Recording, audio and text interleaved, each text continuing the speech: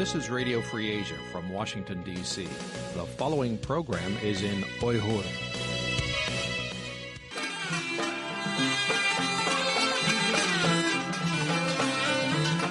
Erkin Asya Radyosu. Erkin Asya Radyosu.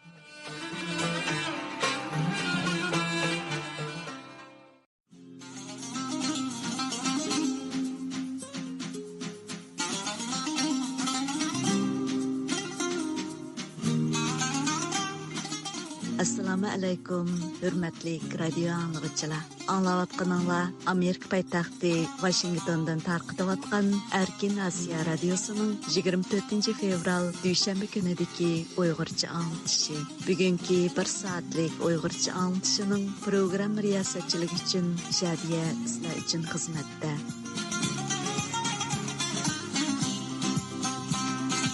Hürmetli radio anlıqçılar, programımızı bugün tövəndikidək orunlaşdırdık. Aldı bilən diqqətinizlərə bugünkü dünya vəziyyətinə dair siyasi, ictimai məlumatlar, şundaqla yana Uyğurlarga münasibətli iqlim məsələləri və qızıq nöqtələr haqqındakı qısqa xəbərlərni sunumuz.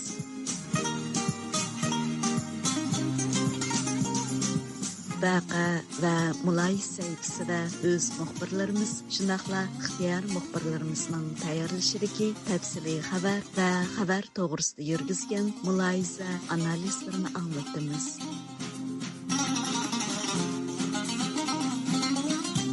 Aldı bilən öz müxbirimiz Azizning tayyorlashidagi qisqa xabarlarni diqqətinizə sunamiz. Qadrli radio anlıqçılar, növbətdə bugünkü radio proqramımızı yaxtırıb anlığaysızlar. Reuters agentligining 24 yanvardagi xabarida aytilishicha, Xitoy raisi Xi Jinping shu kuni Rossiya prezidenti Vladimir Putin bilan telefonda suhbatlashganda bizning Rossiya bilan bo'lgan hamkorligimizning cheki yo'q degan. Amerika prezidenti Donald Trump Ukrainadagi 3 yilga so'zilgan urushdan tezroq oxirlashtirish uchun Rossiya bilan bo'lgan dushmanlikni pastgo'yga tushirishga tirishayotganda o'ttirg'i chiqqan bu qatimliq telefon suhbati hezdan narqaysi axborot sohasining diqqatini qo'zg'agan. Suhbatda ikki taraf Ukraina urush vaziyati hamda Xi Jinpingning 2025 yilning o'ttirisidagi Moskva safari haqida fikrlashgan.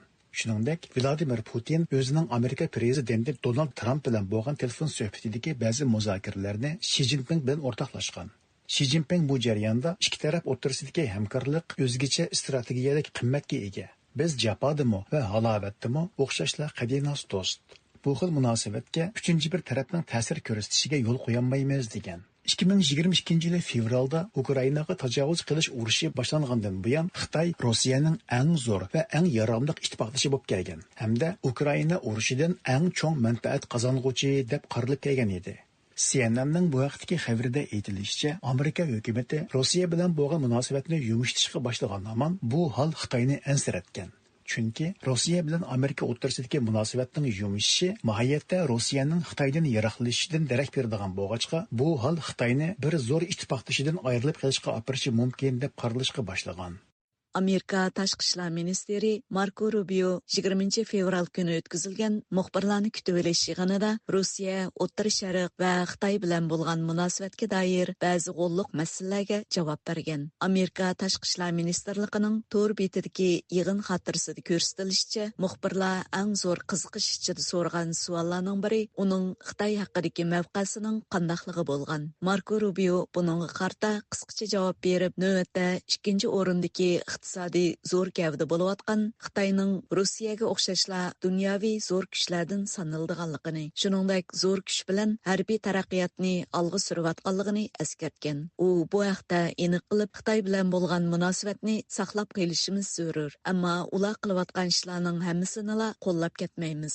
Shunga ba'zi masalalarda biz raqobatchilardan bo'lsak, yana ba'zi masalalarda bevosita raqiblar hisoblanamiz degan. Shundaqla ikki taraf o'rtasida suhbatning zarur ekanligini, bu xildagi suhbatlar bo'lmaganda buning to'qinishga yo'l echish mumkinligini tilga olgan. Marko Rubio Xitoy bilan bo'lgan suhbatning qanday davom qilishi haqida so'ralganda, bu xil suhbatning oldingi sharti Xitoyga beqinib qolgan dunyoni pachaqlab tashlash ekanligidan bishorat bergan. U bu haqda to'xtalib, shubhisizki biz qimmatli mineral moddalar va ta'minlash zanjir qatorliqlarda Xitoyga beqinib qolgan dunyoda yashamoqchi emasmiz. Shundaqla Hindi Tinch okean rayoni Xitoyga beqinib qoladigan dunyodami yaşamoqchi emasmiz. Hozir bu rayondagi davlatlar Xitoyning go'riga ilingan beqindilari qatorida olpanchi mamlakatlarga aylanib qelyotidi. Hamda bizning ular bilan savdo aloqasida bo'lishimiz cheklanyotidi degan. U misol qatorida Yaponiya, Janubiy Koreya,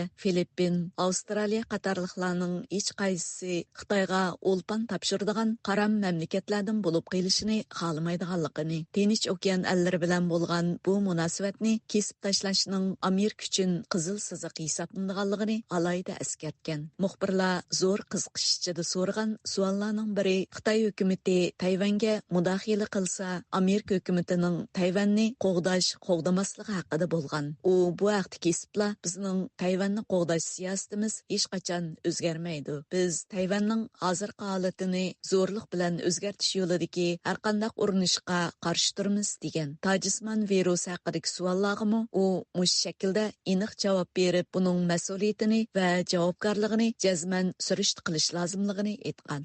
Bloomberg xabarlarining 24 fevraldagi obzorida aytilishicha, yuqumli kasallik mutaxassislari Xitoyda yaqindan buyon rasmiy aniqlanishga boshlagan shaparang tojsimon virusining xuddi ilgirgi tojsimon virusi, ya'ni COVID-ga o'xshashla odam badaniga o'rnalishadiganligini bayqagan. Bu hol tezdan yaqin kelgusida yana bir maydon vabo ofati bo'lish haqidagi taxminlarga yo'l ochgan. Angliyadagi yuqumli kasalliklar professori David Heyman bu haqda muxbirlarga so'z qilib, yangidan bayqalgan bu virus hozir hayvonlarning badanida o'rin olgan. Ammo u har bir yangi virusning har qachon insonlarga tarqalish ehtimoli borligini ko'rsatdi. Shunga biz buningga qarata yuksak hushyor bo'lishimiz lozim degan. Mutaxassislarning qarashicha, bu shaparang tojsimon virusi hayvonlardan odamga, shundaqla odamdan odamga tarqaladigan bo'lib, virus qurilmasi jihatda ilgirgi tojsimon virusiga o'xshab ketadi ekan. Shaparang xotin deb namagan Xitoy mutaxassis Shi Jingli 18 fevralda Hujayra jurnalida e'lon qilgan bu vaqtdagi maqolasida ashxul fikrni o'ttirga qo'yib, shaparangdagi bu xil virus qurilmasi asonla insonlarga yoshirin ofat olib keladi degan. Olimlarning o'rtaq qarashicha, shaparang izchil turda ko'p xil tojsimon virusining beqilinish o'visi bo'lib, har qachon ikkinchi qadamda bu virusni insonlarga tarqalish bilan to'nilib kelgan. Bu odatda ikki xil yo'l bilan tarqaladigan bo'lib, biri virus bilan yuqumlangan shaparangdan, yana biri shaparang virusi yuqqan hayvonlardan odamga yuqadi ekan. Eng dastlab Hong Kongda bayqalgan bu yangi shaparang virusi hozircha texi biror odamga yuqmagan bo'lsa-mu, ammo uning qurilma jihatda tojsimon virusi bilan o'xshash bo'lishi bu vaqtdagi andishalarning eng asosli sababi bo'lib qolgan. Bugungi Turkiya gazetining 23 fevraldagi xabarida aytilishicha, Turkiya va Xitoy hukumatlari ikki tarafning Uyg'ur elidagi savdo faoliyatini jonlantirish uchun hamkorlik korxonasi qurishga kelishgan. Xabarda aytilishicha, Turkiyaning muavin savdo ministri Mahmud Gurjan Turkiyaning Xitoyda turishliq bosh elchisi Ismoil Haqqi Musaning hamrohligida Urumchi shahridagi Turkiya-Xitoy savdo markazining ochilish murosimiga qatnashgan. Murosimda Mahmud Gurjan ikki taraf o'rtasidagi savdo hamkorligidan boshqa yana sayohatchilik, yuk tashish, ma'rif va boshqa sohalardami quyuq hamkorlik o'rnatish orzusida ekanligini bildirgan. Shuningdek, Turkiyaning strategiyalik afzalliklari xalqaro mablag' solg'uvchilar uchun bakmu ko'ngildagidek muhit bilan ta'min etadiganligini ta'kidlagan. Bu qitimqi ziyorat jarayonida Mahmud Gurjan yana Uyg'ur elidagi yuqori darajalik katvoshlardan Erkin Tuniyaz va Mashinroy bilan maxsus suhbatda bo'lgan hamda ikki taraf o'rtasidagi hamkorlikning parlaq kelgusiga ega ekanligini bildirgan. Shundaqla ikki taraf o'rtasidagi hamkorlikni amalga oshirg'uchi oshqushliq omillardan iqtisod, savdo, madaniyat va fan-texnika sohasidagi konkret qadamlarni ilgari surishni muzokara qilgan. Turkiya hukumati 2009-yildagi 5-iyul qirg'inchiligi mezgilida Uyg'ur elidagi bostirishni tunji bo'lib oshkora holda qirg'inchilik deb jakarlagan edi. Shuningdek, keyingi yillarda ikki taraf o'rtasidagi munosabatning ko'plagan egiz pastliklarni boshdan kechirib, amdilikda o'rtaq mablag' selib, savdo korxonasi qurish darajasiga yetganligi ma'lum. Yillardan buyon Uyg'urlarning ikkinchi vatani deb atalib kelgan Turkiya bilan Xitoy o'rtasidagi bu xil hamkorlik izchil har qaysi sohaning diqqatida bo'lib kelmoqda.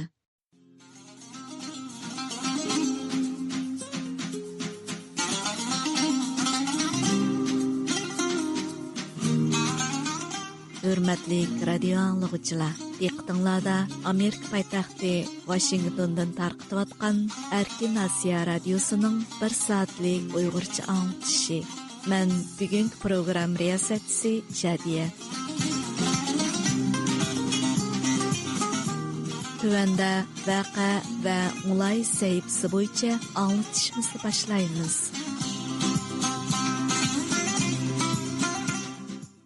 Materiallarda ko'rsatilishicha, Aqsu Ma'rif institutining navbatda 248 nafar ishchi xizmatchisi bor ekan. Ma'lum bo'lishicha, bulardan yarmini Uyg'urlar tashkil qiladi ekan. Muxbirimizning mazkur institutga qarta telefon ziyoratlari davomida Uyg'ur o'qituvchilardan 26 nafarning, ya'ni 20%ning navbatda turmada ekanligi oshkorlandi. Tuvanda o'z muxbirimiz Shuhrat To'shirning bu vaqtda tayyorlagan programmasi diqqatinglarda bo'ladi. Aqsu Ma'rif institutining torbiti to'rishtirilishicha, mazkur institut 1985-yili qurilgan. 2007-yili Aqsudagi pedagogik texnikum bilan birlashtirilib, ishchi xizmatchilar soni yaqinqi mezgillarda 250 ga yaqinlashgan. Inkos qilinishicha, Aqsuda 2017-yillik cho'ng tutqunda eng dastlabki hujum nishoni bo'lgan o'rinlardan biri mazkur institut bo'lib, uning Yalqin Aysa, Xo'janiyaz yo'llig'i tekin, Tahir Qosim, Mutallib Xursandi, Abdusalom qatorli qobil o'qituvchilari 2017-yilning o'ttir oxirlari arka-arkadan tutqun qilinib, kesib etilgan. O'tgan hafta tarixchi Xo'janiyaz yo'lliq tekin haqidagi aniqlashtirimiz davomida mazkur institutdagi bir aloqador xodim navbat turmada jazo o'tayotgan o'qituvchilarning sonining 20 necha ekanligini tilga oldi. Ha, qanday ahvolingiz yaxshimi? Ha, yaxshi. Kimni deylar? Ha, shu sizlarni izlaymiz, sizlarni shu Aqsu Ma'rif institutiniki bu munosabatli xodimlarni. Bu sizning maktabda hozirmish turmada jazo o'tayotgan qancha kishi va qancha o'qituvchi va? 20 nacha odam bor. Shular kimlar? Ular hozir qayerda jazo o'tayotdi? Qanchalikdan kesildi ular? Hozir buni gapirmayman shu. Shularning ichida eng og'ir kesilganlar kimlar? Ularningki ahvolini men bilmayman shu. Tutilganlarning orasida shu Mutallib Xursandi bormi yo'qmi shoir? Shu 20 siz tanimsiz? Yo'q, men tanımayman. Mening unda turishim yo'q.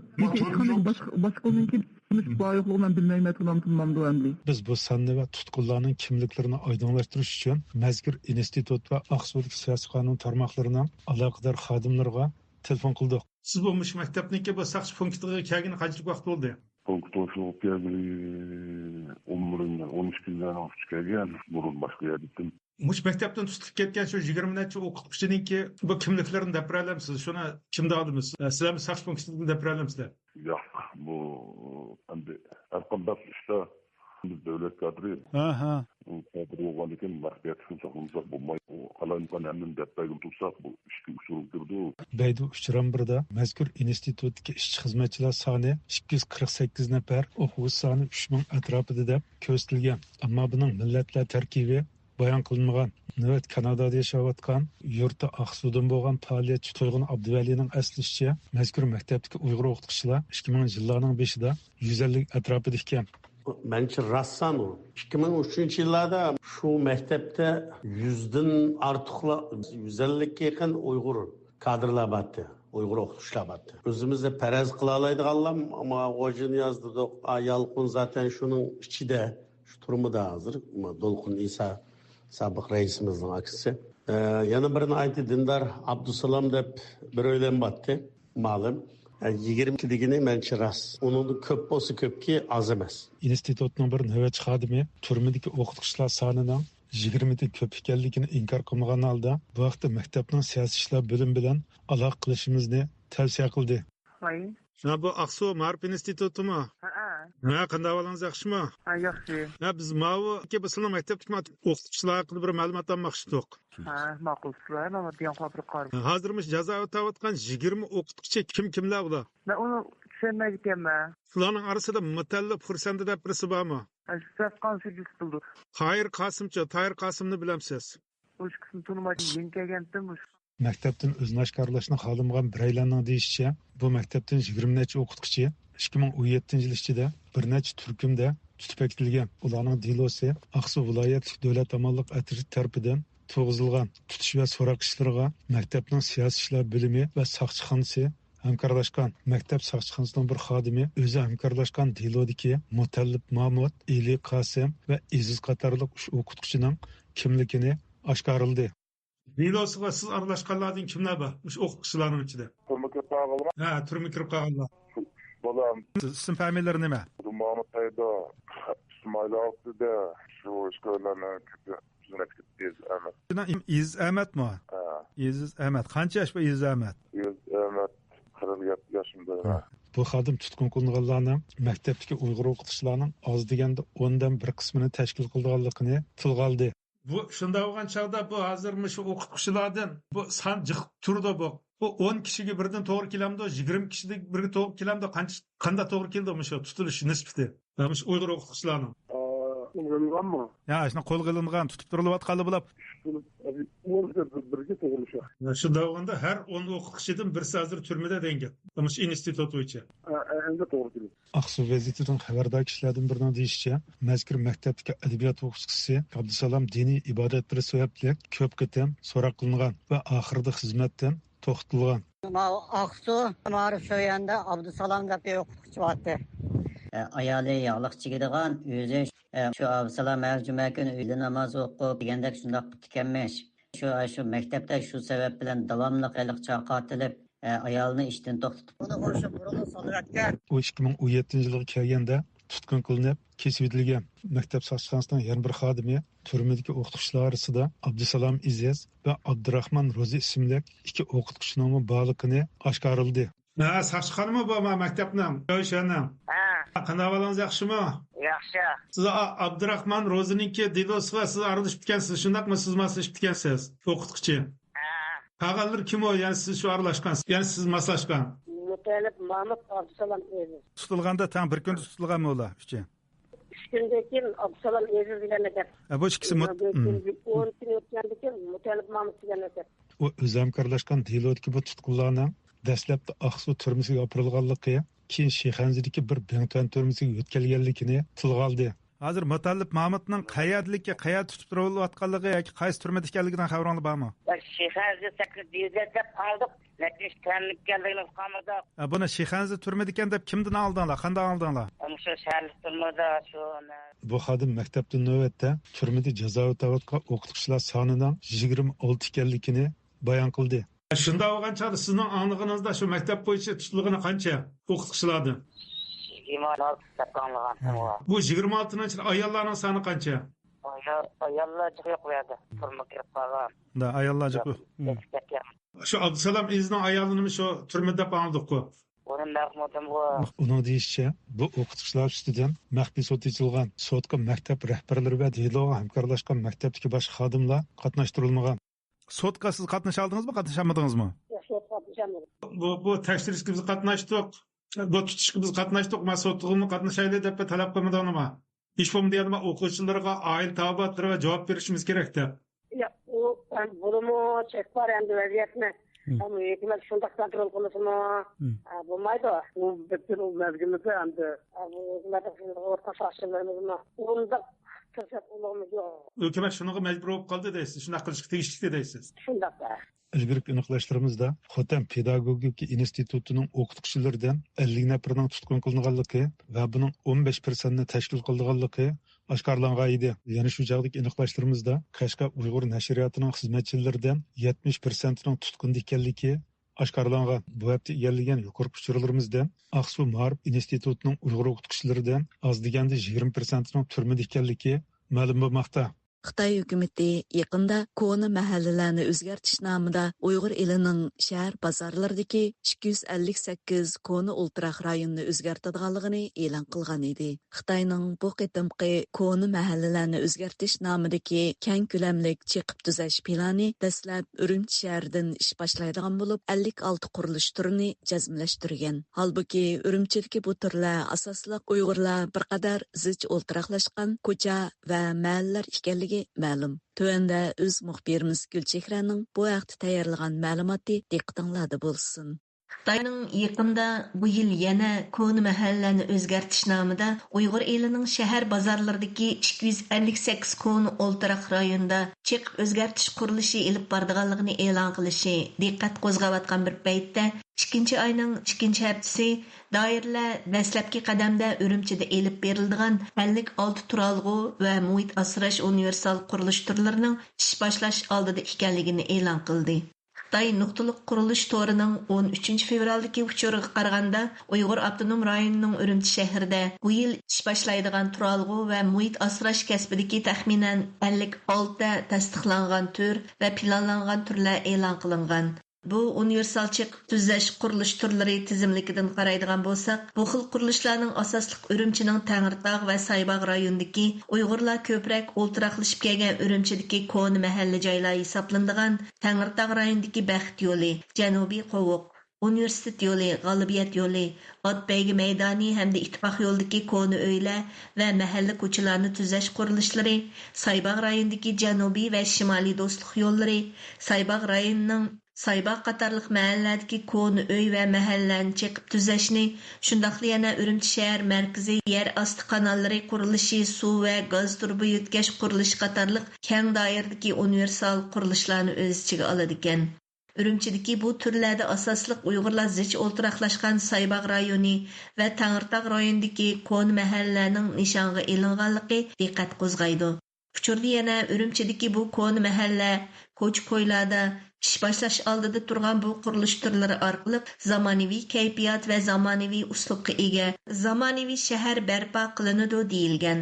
Xitoy xalq gazeti 19 yanvar xabaridan oshkorlanishicha, Uyg'ur avtonom rayoni 14-navbatlik xalq qurultayining 3-yig'inida Hökumət xizmetidən doklad bergen Xitayning avtonom rayonga qo'ygan raisi Erkin Tuniyaz 2025 yilga borganda rayonning yangi kishilarga yuzlangan shaharlashish qurilishini ilgari surib, zamonaviy shaharlarni barpo qilishni hamda har bir shaharning konkret sharoitiga asosan siyosat tuzib, yez bozorlardagi ko'chmanlarning shahar bozorlashish va shahar bozorlarining yo'tkilishini ilgari surish kerakligini ta'kidlagan.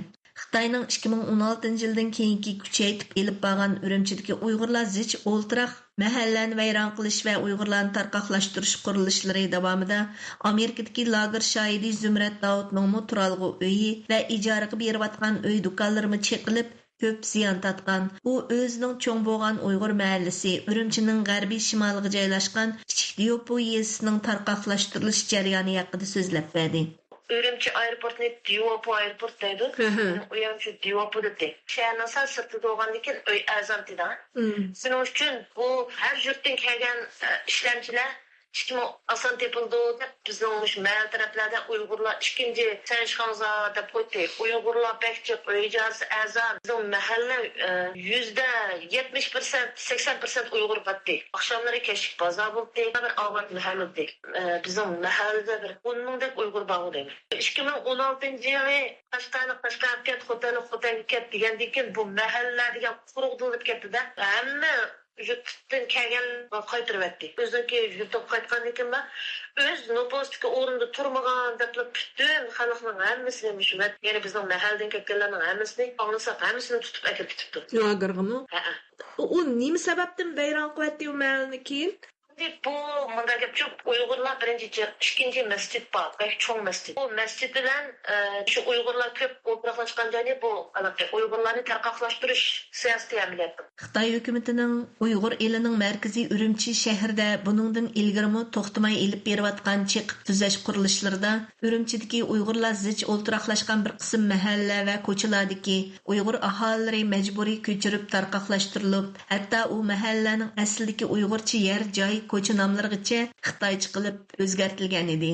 Masalan, yillardan buyongi buzib chiqishlar davomida Urumchidagi Uyg'urlar zich va avat mahalla bo'lgan asldagi Rasta, Nammin, Mol bozori Masxanza, Tugidang, Beymin, Buloq ko'chasi Sanshxanza, Do'nko'rik, Ardalcho, Uchtash, Sandongbi, Tashbuloq, Hijasan, Xumdonliq, Nenzgo qilib o'zgartirilgan edi. Xitoy yaqin yillardan beri Uyg'ur eli miqyosida yana yuzlagan yeza va mahallaning nomini Xitoychaga o'zgartirish harakatini davomlashtirmoqda. Xalqaro kishilik huquq kuzatish tashkiloti 2024-yil 18-iyun kuni Xitoy hukumatining Uyg'ur elidagi yuzlagan yez kent nomlarini o'zgartganligi va buning ish yuzini oshkorlaydigan maxsus dokladini e'lon qilgan edi. Yani Xitoy doiralari Uyg'urlarga bo'lgan bostirishni kuchaytirib, irqiy qirg'inchilik darajasiga yetkazgan yaqinqi yillarda 630 joyning din va madaniyat jihatda simvollik bo'lgan shundaqla tarixiy Uyg'urcha ismlarni kommunist ideologiyasi bilan mos keladigan Xitoycha ismlarga o'zgartgan. Bu xil o'zgartish 2009 yil boshlangan bo'lib, ismlarning ko'pinchisi 2017 yili, 2019 yili orasida o'zgartirilganligi ma'lum bo'lgan. Bu yangi doklad xalqarалық matbuotlarning diqqatini tortgan va Uyg'ur madaniyatini yo'qotishning bir qismi deb qaralmoqda edi. Xitoyning Urumchi shahridagi Uyg'urlar to'plashib o'ltiraqlashgan mahalladagi Uyg'urlarni majburiy ko'chirish 2009 yildagi 5-iyul Urumchi qirg'inchiligidan buyon texmo kengaytib elib berilib kelmoqda. Ayni chog'da Urumchi Yamanliq va Baygi maydonidagi boshqa yurtlardan kelib, Urumchiga yerlashgan Uyg'urlar butunlay yurtlarga qo'g'ilishga boshlagan va bu mahalla chiqib vayron qilinib kelmoqda edi. Bu xil chiqish 2016 yillardan boshlab yuqori pallaga chiqishga boshlagan. Xitoy yana 2020 yili oxiridan boshlab Urumchidagi shaxslar o'zlari selib olgan uylar joylashgan rayonlarni o'zgartirish qurilishini 2023 yilgacha 3 yil uda elib borgan. Urumchi shaharlik o'z selib olgan uylarni o'zgartirish xizmatiga rahbarlik qilish guruhi ishxonasi e'lon qilgan Urumchi shahridagi 16 million kvadrat metrdan ortiq shaxslar o'zlari selib olgan uylarni universal o'zgartirish qurilishi Tangirtog' rayoni, Saybog' rayoni, Shimogo rayoni, Yengshahar rayoni va Midong rayonidagi Uyg'urlar mahallariga chetilgan. Zumrat xonimning aytishicha, uning koni mahallasi doirlarning Urumchi aerodromini kengaytish degandek bahonalarda cheqilgandan keyin u joydagi ko'chishga majbur bo'lgan Uyg'urlar Urumchi shahar ichi va atrofida muvofiq uy topolmagan. Chunki nurg'un aholilar binosidan uy sotib olmoqchi bo'lganda, bu binoda Uyg'urlarga berilgan santoshdi deb rad qilingan ekan. Burun öyle kılsa 2000 yılları ya bulması bunun burun öyle kılsa hükümet öyünün onu öy berip ana denki aşkan bolsa kuluk beretti. Lekin muşu kıtımkı siyasette hiç kanlı adamda öy vermezlik. Hatta biz öyümüz çıkılıp gidip başka bir yerde öy ağılıp alsak bu yerdeki bu rayondaki yani Uygur'un nüfusu toştu. Bu yerge başka Uygur öy berişki bulmaydı dep bizge öy vermedi. Situanımız desek mi öy setişki olmadı ahalla kopsun. Uygurlar şu öy çakkan bilen her taraflarda tarqaqlışıp ketdik şu. Endi bir mahalle çaktı degan gap onun içindeki mescid oldu. O mescidni mu hammadan bir xil chaqib etdi şu. Do'konlar emas uyni ijaraga berib aşında faydalanayotgan. Hatta men mu aşında faydalanayotgan. Mening bagandagi kirimim yaxshi. Biroq şu mendan o'zi tashildi degan. Bu yoqdan sağa o'ylanib bu yoqdan chiqib etdi. O'zimiz tug'ilib o'sgan mening atrofida o'y olamadik. U maqsad tarqaqlashtirish şu. Bir yer o'tmaslik degandek. Biroqlar uyingizdan o'y olamaymiz. Bir mahallaga manchilik san berilgan. Onun koşullarının bir Xitoy bir Uyg'ur bo'lishi kerak. Onun öy bo'lsa bir binani bir so'zida. Dashtin tuvan Uyg'ur bo'lishi kerak degandek. Yana bir cho'ng ishning bu vaqtida desangiz, men mushu TikTok'dagi boshqa aktivlarga qarasam, Uyg'urga hech qanday ishni qilmagandan keyin bular hozir tarqaqlashib, ishkirlarning yezlariga ko'chib ketayotgan Uyg'urlar. Bu ishkirdagi yezlarga, toza shu Xitoylar jihyalarga. İlgari Urumchi shaharlik hukumat 2017 yılı 7 ayının 6 günü chiqargan aralash o'ltiraqlashganlarni mukofotlash va e'tibor berish siyosati nomli hujjatga asosan ahvol egallashimiz jarayonida Urumchi shahrining mas'ul xodimlar shaharlik hukumatning bu tur bo'yicha selayotgan aholilar o'ltiraq rayonidagi har qanday bir binoda millatlarni aralash o'ltiraqlashtirish belgilamasi bo'yicha bir binoda butunlay Uyg'ur yoki butunlay Xanzular o'ltirsa bo'lmaydiganligini oshkorlagan edi. Ya'ni doirlar bu siyosat bo'yicha bir binoda 50% Xanzular bo'lsa, qolgan 50% cho'qim boshqa millatlardan bo'lishi kerak degan shart bo'yicha o'ltiraqlashtirishga boshlagan. Ular yana shundoq bo'lgandila millatlarning tangpunligini saqlag'ili bo'ladi degan va buning Xitoy hukumatining hozirgi cho'ng vaziyatni ko'zda tutib elib berayotgan bir amaliy tadbiri ekanligini bildirgan edi. Aksincha Xitoy hukumati Uyg'ur rayonida Uyg'ur va boshqa yerlik millatlarni keng ko'lamda lagerlarga solab, o'zining an'anaviy uy va mahallalardan majburiy ko'chirib, tarqaqlashtirayotgan bir vaqtda yana Xitoy ishkiri o'lkalardagi Xitoylarning Uyg'ur diyoriga kelib o'ltiraqlashishiga turtki bo'lgan e'tibor siyosatlarni kuchaytirib, ularni arzon baholiq hatto bekorliq turalg'u va ziminlar bilan ta'minlab, Uyg'ur elining xohlagan joyida nupusini o'rinlashtirish va boshqa ishlarga osonlik yaratib berilmoqda. Bu orqali ularning oila jamiyati bilan ko'chib kelib, o'ltiraqlashishni keng ko'lamda tashabbus qilmoqda. Chet ellardagi Uyg'ur kuzatuvchilar Xitoyning Uyg'ur elidagi irqiy qirg'inchiligi bilan mos qadamda davomlashtirayotgan koni mahallalarni cheqib tuzash harakatini Uyg'urlar ustida davom qilayotgan ochiq-oshkora irqiy va madaniyat qirg'inchiligining davomi deb baholamoqda. Uyghur Kişilik Hüquq Quruluşuning tadqiqotchisi Amerikadagi doktor Henrik Shejevski bu haqda andishasini bayon qilib, mundaq dedi. Rehabilitation of so-called old communities in the Uyghur region. I mean, I think that this has been an ongoing process under the Uyghur rayonlar konu mahallelerni o'zgartirish nomida elib berayotgan bu xil qurilishlarni Xitoy doiralari uzun yillardan buyon davom qilmoqda. Urumchi shahrida 2009-yildan keyin Uyg'ur mahallarini chiqish nuqtali qilib berilgan bo'lsa, Qashqardagi qadimiy shahar rastlarining vayron qilinishi intayin zo'r yo'qotish bo'lgan edi. Afsuski, Xitoy hukumatı buni Qashqar va Urumchida emas, hamma yerda davom qilmoqda. Uyg'urlarning turalg'i muhitini yaxshilash bahonasida ilib berilgan Uyg'ur an'anaviy mahallarining vayron qilinishi Uyg'urlarning uzoq tarixdan buyon shakllangan mahallaviy hayoti, ularning o'z madaniyati, tili, yashash urf-odatlari hamda kishilik munosabat bog'lanishlarini mujassamlashtirgan bir jamiyatining hatto tarixiy yodgorliklarining yo'qotilishiga sabab bo'ladi.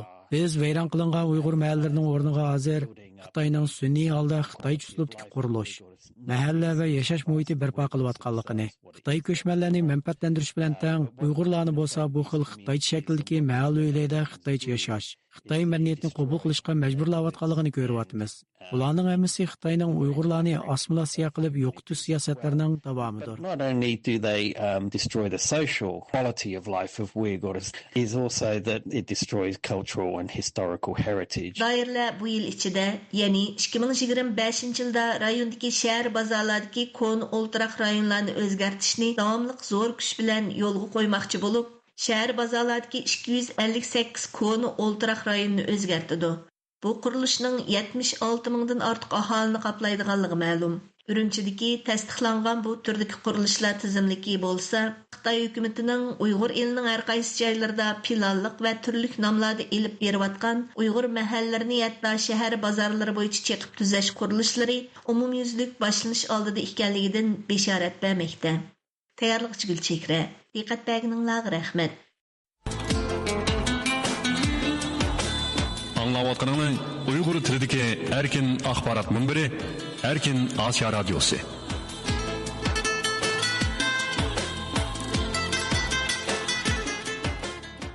Qozog'istonlik Uyg'urlar yaqinda Almaty viloyati Emgakchi Qozoq nahiyasining Chilak yezisida faoliyat o'tkazib, Qozog'iston Xalqlar birlashmasi qurilganligining 30 yilligini tabriklagan. Do'stlikdan ortiq boylik yo'q nomida o'tkazilgan bu faoliyatda Qozog'iston Xalqlar birlashmasining ahamiyati va xizmati muayyanlashtirilish bilan bir vaqtda Uyg'ur ana til maktablaridagi o'quvchilar sonining ozib ketishidek ichinishli ahvolga chora tepish talab qilingan. Tövəndə bunun təfsilatını ixtiyar muxbirimiz Oyğandan anlağaysılar.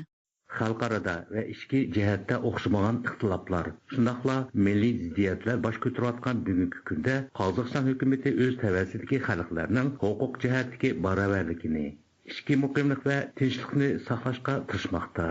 Bu cəhətdə ötən əsrin 90-cı illərinin oturlarında təşkillənən Qozog'iston Xalq Birləşməsi öz rolunu faal cari qıldırıb gəlməkdə. Ma'lum bo'lishicha, Qozog'iston Xalq Birlashmasini qurish tashabbusini 1992-yili shu mazgildagi prezidenti Nursulton Nazarboyev o'tirg'a qo'ygan edi. 1995-yili 1-martda bu ish amalga oshib, kelib chiqishi, millati, tili va diniy e'tiqodi qanday bo'lishidan qat'iy nazar barliq fuqarolarning teng huquqli ekanligi jakarlandi. Mazkur birlashmaning xizmat nishonlarining biri millatlarning madaniyatini, tilini va an'analarini har taraflama rivojlantirish, shuningdek millatlar aro razmanlikni saqlash, xalqlar orasidagi do'stlikni va birlikni mustahkamlash ekanligi ko'rsatildi. Bu yil mazkur tashkilotning qurilganligiga 30 yil to'lganligi munosabati bilan joy-joylarda har xil marosimlar o'tkazildi. Shularning biri yaqinda Almaty viloyatining Emgakchi Qozoq nahiyasiga qarashli Chilak yezisida o'tkazilgan do'stlikdan ortiq boylik yo'q mavzusidagi marosim bo'ldi. Bu qitimliq marosimni Qozog'iston Xalq Birlashmasi qarmog'idagi jamiyatlik kelishim va taraqqiyot markazining qo'llab-quvvatlashi bilan Cumhuriyetlik Uyg'ur Milliy madaniyat markazining Chilak rayonidagi sho'bisi uyushtirdi. Murosimga jamiyat va tashkilotlarning vakillari, ziyolilar, o'quvchilar hamda bir qism yurt jamoat qatnashdi. Faoliyat riyosatchisi Chilak rayonlik Uyg'ur Milliy madaniyat markazi qarmog'idagi Adabiyot va axborot kengashining raisi Abduljon Aznabaqiev yig'inning asosiy maqsadini tushuntirib, kelgan mehmonlarni tanishtirdi. Faoliyatda so'zga chiqqan Chelak yezisining hokimi Quvat Abdukimov Qozog'iston xalqi birlashmasi qarmog'idagi jamiyatlik kelishim va taraqqiyot markazining Emgash Qozoq nahiyalik bo'limining raisi Zinaxon Boshug'ulova, Cumhuriyetlik Uyg'ur Milliy madaniyat markazi qarmog'idagi olimlar kengashining raisi Masimjon Vidamov, Turan Dunyosi jamiyatlik fondining raisi Kalin Mahbirov va boshqalar millatlararo do'stlik, rozimanlik haqida o'z fikrlarini izhor qildi. Qozog'iston xalqi birlashmasining a'zosi, Uyg'ur ovozi Cumhuriyetlik siyosiy gazetining bosh muharriri Yershad Asmatov dastlabda qozoq tilida so'zildi. Bu Uyg'ur ovozi gazetida boshqa millatlarning tarixi va madaniyati haqida maqolalarning, jumladan bir betning qozoq tilida Shangraq nomi bilan berilayotganligini, gazetxonlarga qozoq xalqining mashhur shaxslarini tanishtirayotganligini ilgari surdi.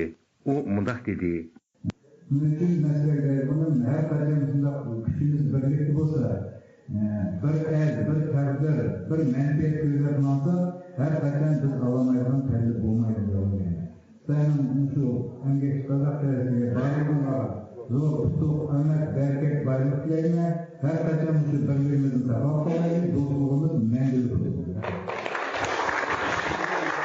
Radyon ziyaretini qabul qilgan Chelak rayonlik Uyg'ur Milliy madaniyat markazi raisining o'rinbosari Nurjamal Hasanova bu murosimni yerlik hukumatning qo'llab-quvvatlaganligini bayon qilib mundaq dedi: Sözge çıkanlar Uyghur halkının ötmüş tarihi, qedimi, medeniyeti hakkında fikir kılıp Kazakistan'ın umumi terakkiyatıga koşup kelivatkan tökpisini alayhide tekitledi. Жығынға әр xil təşkilatlarının vəkilləri, ziyalılar, jut cemaat qatnışıb Uyğurның milli urf adətləri, taamları, kiyim-keçəkləri, qol hünər əsvabları, sənəti bilən yaqından tanışdı. Ular özlərinin çəksiz minnətdarlığını izhar qıldı və məşundaq çarə tədbirlərini pat-pat ötküzüb turuşumuzni iltimas qıldı. Bu bizni əlbəttə xoşal qılıdı. Murosimda so'z olgan Chelak rayonlik Uyg'ur Milliy madaniyat markazining raisi Murat Ibrahimov Qozog'istonda yashayotgan millatlarning o'tmish tarixi haqida doklad qildi va mehmonlarga rahmatini aytdi. Radio ziyoratini qabul qilgan Chelak rayonlik Uyg'ur Milliy madaniyat markazi qarmog'idagi adabiyot va axborot kengashining raisi Abduljon Aznabaqov apandi Qozog'iston xalq birlashmasining Qozog'istondagi turli millatlar orasida birlik va rozimanlik barpo qilayotgan o'rin egallaganligini alohida eslatdi. U bu haqda mundaq dedi: Şurada assambleya bizga nima berdi degan savol o'z-o'zini tug'ilishi mumkin. Bu ajdodlarimizning yuksak hazm bo'lib qolgan ona tilimizni, qadimiy ham farosatlik madaniyatimizni saqlab qolishga, uni rivojlantirishga, milliy tariximizni o'qib tanishga mumkinchilik sharoit yaratilib, ulug' bir millat bo'lib qolishimizga shakllangan cho'ng to'kpat bo'lib hisoblanib talashsiz. Mushundaq tadrijiy g'oyalarga asoslanib yaratilayotgan mumkinchiliklarni izchil qo'llash o'zimizning qo'lda. Chelakda o'tkazilgan bu murosimda Abdulla Rozbaqov nomidagi, Ismoil Tayyirov nomidagi va Malvay o'tira maktablarining o'quvchilari qozoq, rus va uyg'ur tillarida millatlararo do'stlik va rozimanlik haqidagi she'rlarni o'qidi. Uningda shuningdek milliy naqsha va usullar ijro qilindi. Hurmatli radio tinglovchilar, bu programmani Olmaotadan O'yg'an tayyorladi. Xo'shxabarchi yoshlik nomidagi Turk yoshlar tashkilotining uyushtirishi bilan 23 fevral kuni Istanbulda Sharq Turkiston yurishi va namoyish faoliyati o'tkazilgan. Namoyish jarayonida yana axborot e'lon qilish yig'ini ochilgan bo'lib, Turkiyadagi bir qism jurnalist, yozuvchi va faoliyatchilar qatnashib maxsus so'z qilgan. Ular Uyg'urlar navbatda duch kelayotgan masalalar to'g'risida to'xtalib, dunyo jamoatini Uyg'urlarni qo'llashga chaqiriq qilgan. Tuvanda Istanbuldagi ixtiyor muxbir Arslan bu haqda tafsiliy ma'lumot berdi. 23 fevral yakshanba kuni Markaz Istanbuldagi Mushtu gençlik, ya'ni Xushxabarchi yoshlik nomidagi Turk yoshlar tashkilotining uyushtirishi bilan Istanbulning Uskudar rayonida Sharq Turkiston yurishi va namoyish faoliyati o'tkazildi. Türkistan'dan defol! Kızılçır'ın toplama kamplarında asimile edilen Müslümanların sesi medyada çıkmadığı takdirde, her yerde çıkmasa da bizler Müslüman gençler olarak bu sesi her zaman haykıracağız. Allahu Ekber!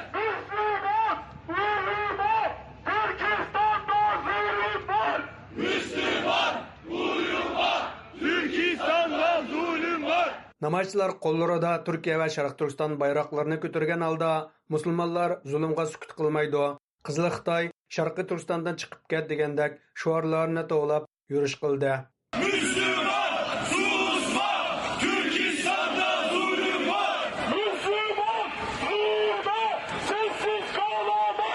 Namoyish jarayonida axborot e'lon qilish yig'ini ochildi. Yig'inda jurnalist, yozuvchi Odam O'zko'sa apandi, tadqiqotchi Abdulla O'g'uz apandi, faoliyatchi Madina Nozimi qatorliqlar so'z qilib, Uyg'urlar navbatda duch kelayotgan masalalar to'g'risida to'xtaldi va dunyo jamoatini Uyg'urlarni qo'llashga, ega chiqishga chaqiriq qildi. Odam O'zko'sa apandi chet ellarda yashayotgan Uyg'urlarning yurtlarida qolgan urug' tuqqanlari bilan aloqasining butunlay uzilganligini bildirib, mundoq dedi. Hepsi %100 hissedecekler ki ben 2016'dan beri toplama kampları kurulduğundan beri annemden, babamdan, çocuklarımdan, kardeşlerimden haber alamıyorum diyecekler. Toplama kampları kapatılsın. İstanbul ko'chalarida ketayotgan har qanday bir Sharq Turkistonlikdan, Sharqiy Turkistondagi tuqqanlaringizdan uchur ola olamsiz deb so'rab beqing. Ularning hammasi 2016-yili yig'ilish lagerlari qurilgandan buyon ota-onamdan va qarindoshlarimdan xabar ola olmayapman deb javob berdi. Tadqiqotchi Abdulla O'g'uz apandi so'zida islom dunyosi va turk dunyosining Uyg'ur irqiy qirg'inchiligiga sukut qilayotganligini tanqid qilib, mundoq dedi. 2018 yılından beri şahitler, akademisyenler, kamplardan kurtulanlar, belgeler, raporlar, her şey konuştu. Gözyaşları konuştu, çocuklar, yaşlılar konuştu. Ama sesimiz maalesef hiçbir yere ulaşmadı. 2018 yıldan bu yan şahitler, akademikler, yığılış lagerlardan qutulib chiqqanlar so'zildi. Dokladlar va hujjatlar o'ttirib chiqdi. O'smirlar va yashanganlar qon yoshlari bilan zulmni anglatdi. Ammo ovozimiz teklamkan cho'ldagi qumga singib ketgan suvga o'xshash havoda yo'qolib ketdi. Ovozimiz hech bir yerga yetib bormadi. Biz bu sukut ichida yo'q bo'lib ketyapmiz. Xitoylar bizni turk va musulmon qarindoshlarimizning sukut qilishidan jasoratlanib yo'q qilyotdi. Faoliyatchi Madina Nozimi xonim Turkiya fuqarosi bo'lgan singlisi Mavludaning onasini yo'qlash uchun Uyg'ur diyoriga ketganligini, biroq saqchilarning uni Turkiyada o'qigan deb uydan tutib ketganligini, shuningdek keyin singlisidan hech qanday uchur ola olmaganligini, uningga o'xshash yuz minglagan Uyg'ur ayollarining yig'ilish lagerlariga qamalganligini, qiyin sharoitlar ostida majburiy holda ig'ir emgakka silinayotganligini ta'kidladi. Kız kardeşim başta olmak üzere Doğu Türkistan'daki tüm kız kardeşleriniz, bacılarınız, Doğu Türkistanlı kadınlar şu anda Çin toplama kampı ve hapishanelerde acı çekmektedir. Madina Nozimi xonim Türkiye amaldorlariga chaqiriq qilib mundoq dedi. Kız kardeşim Mevlüde başta olmak üzere Uygur kökenli Türkiye Cumhuriyeti vatandaşlarını Çin'in toplama kamplarında bırakmayın. Gazze'ye sahip çıktığınız gibi kendi ırktaşlarınıza sahip çıkın lütfen. Mening singlim qatorliq Uyg'urlarni hech bo'lmaganda Turkiya fuqarosi bo'lgan Uyg'urlarni Xitoyning yig'ilish lagerlarida igichaqsiz tashlab qo'ymanglar. G'azzaga ega chiqqanga o'xshash o'z qarindoshlaringlarga ega chiqinglar. Bu programmani Istanbuldan Arslan Tash tayyorladi.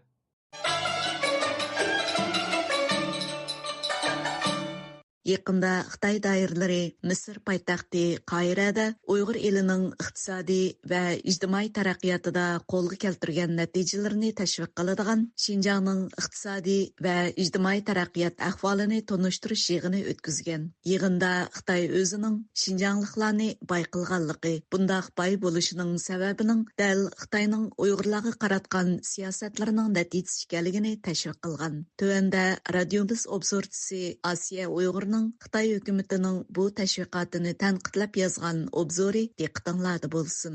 Obzordagi qarashlar avtorning o'ziga tava bo'lib, radiomizga vakillik qilmaydi. Xitoy kommunistlarining musulmon dunyosi Qohiradagi yana bir yolg'onchilik tashviqoti.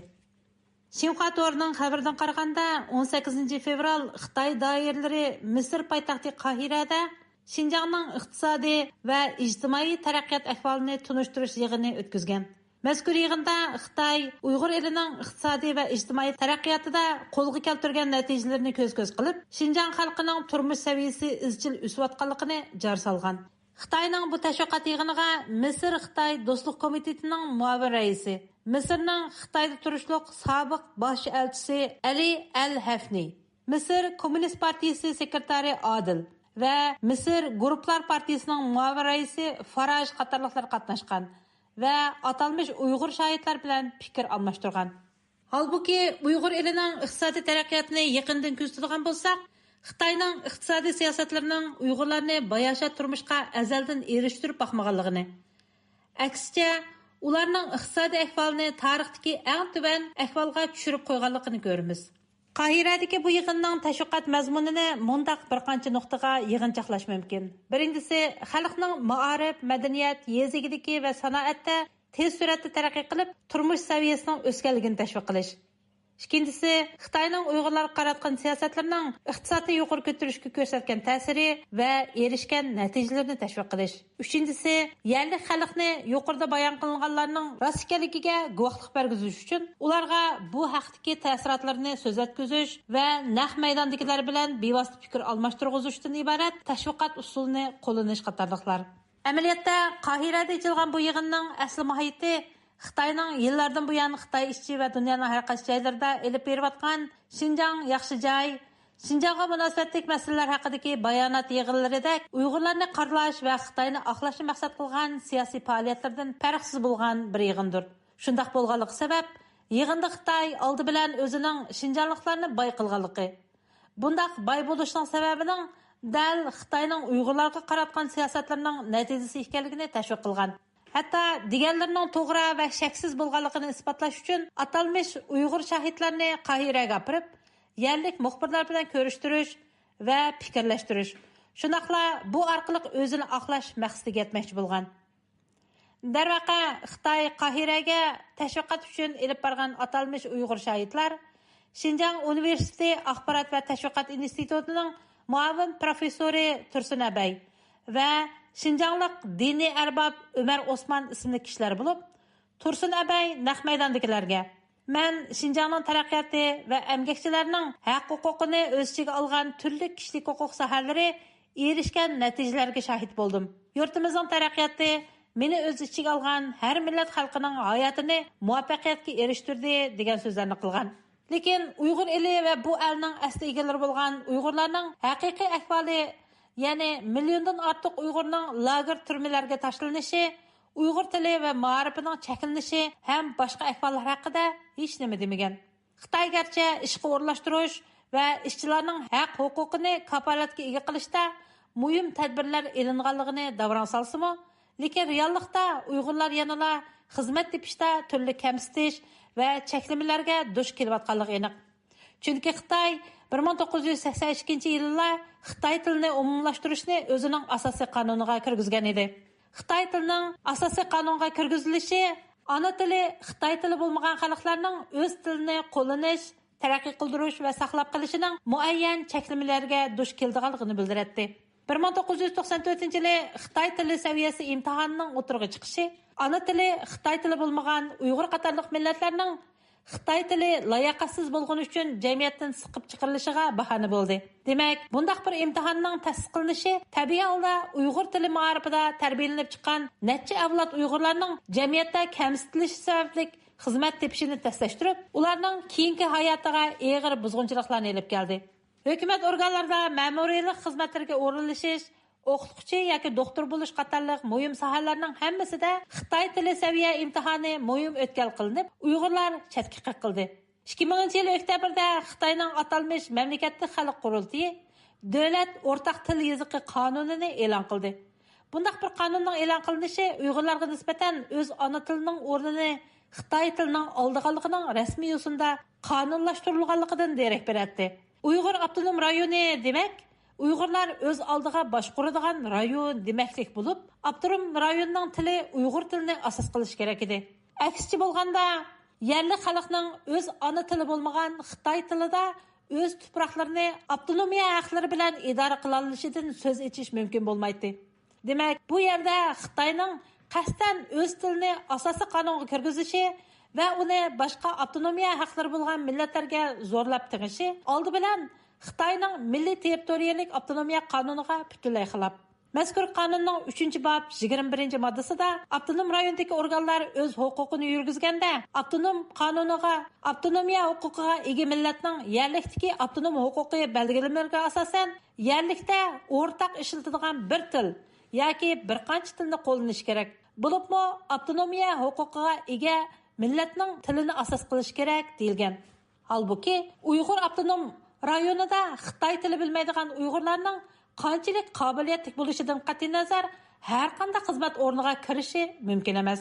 Texmi muhimi Xitoydagi har millat xalqi barobar haq-huquqlarga ega ekanligimi Xitoyning asosiy qonuniga kirgizilgan bo'lib, Xitoy tilining davlat tili qilib o'zgartirishining o'zila Xitoy asosiy qonunida belgilangan har millat xalqining barobarligini inkor qilish emasmi? Darvaqa Xitoy tili o'rganishning qonunlashtirilishi tabiiy holda Xitoylarning Uyg'urlardan ustun ekanligini qonuniy asosga ega qilish bilan tang Uyg'ur avtonom rayonida Uyg'ur tilining asos qilinmaydiganligini haqlashtirgan bir qilmishdir.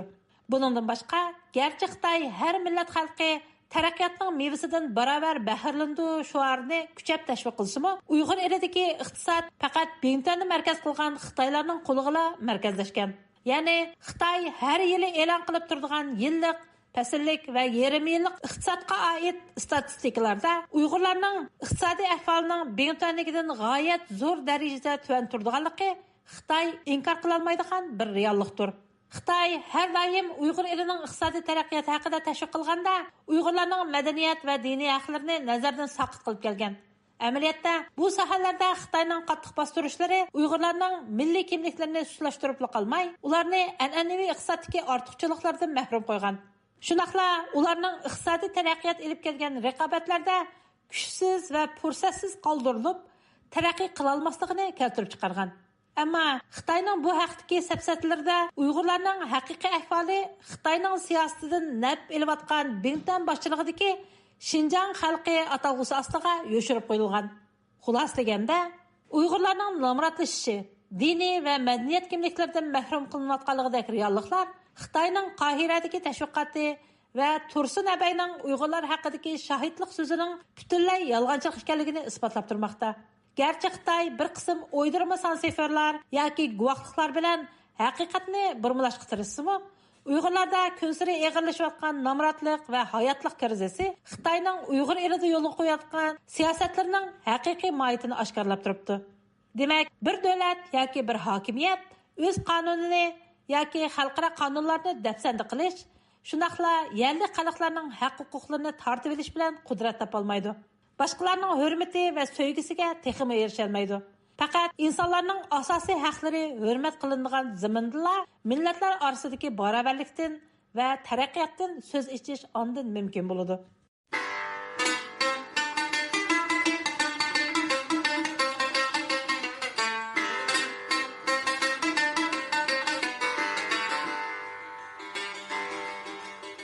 Төтінші нөвәтлік Михрай Әркин аны тыл мукапаты тарқытыш тор йығыны мұрасымы 23 феврал күні ғалбілік өткізілді. Мәзкүр тор йығыныға дүнияның әр қайсы жайларда яшайдыған ата-аныла Уйғур аны тыл оқытқычылары вә Михрай Әркин аны тыл дәрсі берген оқуғычыладың болып, 50 әтрапыды кіші қатнашқан болып, бір қысым аны тыл оқытқычысы вә оқуғычыла bu növətlik Mihray Әркин аны тыл mukapatыға erişken. Tövəndə Anqaradakı ixtiyar muxbir Erkin Tarım'nın bu haqdaki uçuruğa kulak salgaysılar. 2019 yılı jaza lagerida can üzgen, Yaponiyada o'qish jarayonida ishdan sirt Uyg'ur tili o'qituvchi bilan shug'ullanib, Uyg'ur farzandlarining so'ygisi va ota-onalarning qo'llashiga erishgan Mihray Erkin nomiga ta'sis qilingan mukofotning 4-qatimligi tarqatildi. Mazkur mukofotga Amerikadan ana til o'qituvchisi Roshan Hamid, Turkiyadan Uyg'ur qizi Saliha bilan Slovakiyadan ana til o'rganguvchi Zehra erishgan. 4-navbatlik Mihray Erkin ana til mukofoti tarqatish murosimi 23 fevral kuni tor orqali o'tkazilgan bo'lib, faoliyatga dunyoning har qaysi qaysi joylarda yashaydigan ota-onalar, Uyg'ur ana til o'qituvchilari va Mehrai Erkin ana til darsi bergan o'quvchilardan bo'lib 50 atrofida kishi qatnashgan. Faoliyatda oldi bilan Yaponiya Uyg'ur jamiyatining raisi Ahmad Litip apandi Mehrai Erkinning hayot sarguzashtlari va Xitoydan uning ahvolini so'rash uchun Yaponiyada elib berilgan faoliyatlar har qaysi matbuotlarda ve gazetlarda chiqqan xabarlarni so'zlab o'tgan. Arkadan Mehrai Erkin ana til mukofoti tafsili tonuşturulup o'tilgandan keyin bu navbatlik Mehrai Erkin ana til mukofotiga erishgan Amerikadan ana til o'qituvchisi Roshan Hamid, Turkiyadan ana til o'rgangichi Saliha ve Slovakiyadan Zehra'nın ismi o'qib o'tilib mukofoti berilgan. Bu haqda telefon ziyoratimizni qabul qilgan Ahmad Litip apandining bildirishicha, bu navbatlik mukofotga erishganlar ularning ana til o'rganish qizg'inligi, ana til o'rganishdagi izchil tirishchanliklari va qo'lga keltirgan natijalarini ko'zda tutib, bu qatimliq mukofot namzodiga tanlangan. Ahmad Litip apandi yana munularni dedi. Mukofotga erishgan ustozlarning va farzandlarimizninki, shundaqla ota-onalarning va Abduvali Ayub apandining, shundaqla qatnashquchilarning yurak so'zlarini o'rtoqlashishga fursat bo'ldi. Ma'lum bo'lishicha, Mehrai Erkin ana til mukofotini ta'sis qilishdagi maqsad marhum Mehrai Erkinni aslash va Xitoy jazo lagerlariga qamalgan minglagan ana til o'qituvchilarining töhfesini xatırlash, chet tillardagi Uyg'ur farzandlarda ana til so'ygusini kuchlantirish va ota-onalarning ana tilga bo'lgan diqqat e'tiborini qo'zg'ash ekan. Ahmad Litip apandi bu qatimqi Mehrai Erkin ana til mukofotini tarqitish marosimida buni ta'sis qilishning qanchalik o'rinliq ish bo'lganligini tunib yetganligini, bundan keyin Yaponiya Uyg'ur jamiyatining bu xizmatni teqimi kuchaytirganligini ta'kidladi.